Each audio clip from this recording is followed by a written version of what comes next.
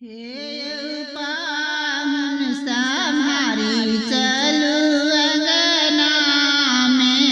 हे पाहुन सम्हारी चलू अंगना में।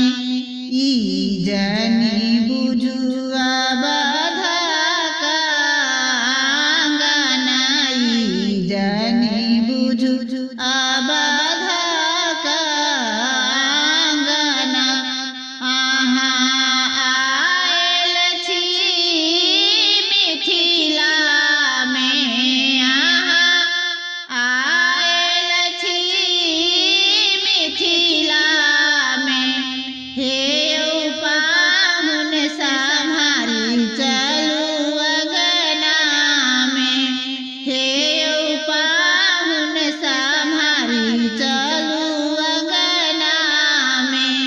श्री मिथिलापति के आंगन अछि। श्री मिथिलापति के आंगन अछि। देखू न चकमक बनल मानिन गाछी। देखू न चकमक बनल मानिन गाछी। आंगन का शोभा कोना विधि भुलाई छथि रचना में। विधि भुलाई छथि रचना में।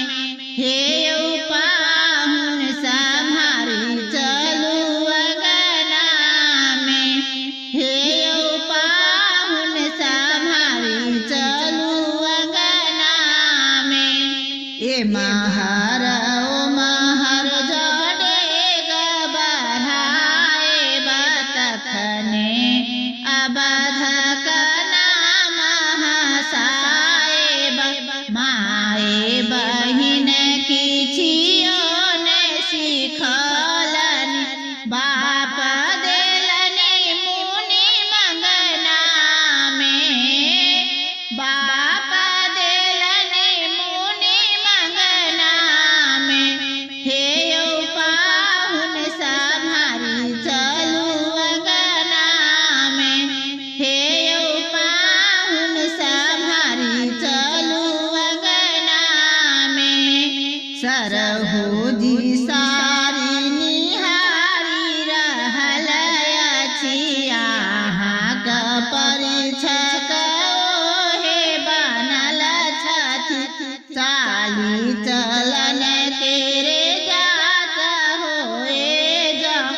सिया जू देखती कंगना में।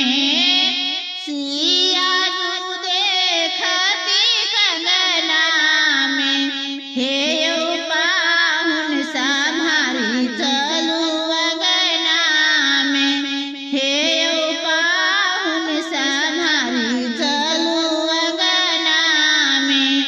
लोक विधेय नहीं छोड़ब। प्रश्न का उत्तर नहीं कहू।